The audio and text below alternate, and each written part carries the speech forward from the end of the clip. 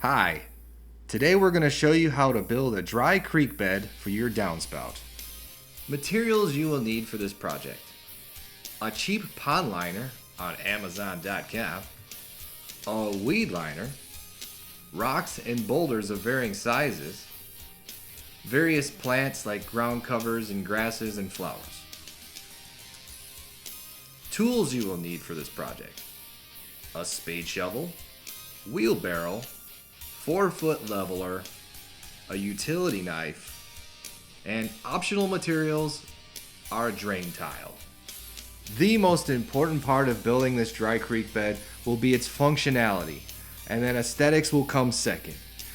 We must ensure that the land slopes away from the house to ensure water does not end up in your basement or crawl space. Step 1. Outline the dry creek bed with a rope or string before you begin digging or placing any rocks. Oh yeah, you're gonna need a rope or a string. I forgot to mention that in the materials section. Whatever, let's move along.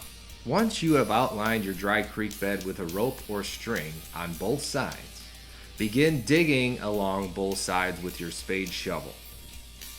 You can then remove the rope and string and begin digging the trench. You're going to need a place to put all of this dirt. While you're digging your dry creek bed, remember to ensure it slopes away from the house, constantly checking it with your level. Do not make your dry creek bed very deep. It just needs to be a shallow trench. Once you have completed digging the dry creek bed, you could begin by placing the pond liner closest to the house where the downspout comes down. In my case, I used a pond liner for the first half of the dry creek bed and a weed liner for the second half. Once the water has reached the furthest second half of the dry creek bed, the weed liner simply will prevent weeds but will continue to allow water to seep through. Once the pond liner and weed liner are set into your dry creek bed, you can cut any excess weed liner and pond liner with a utility knife.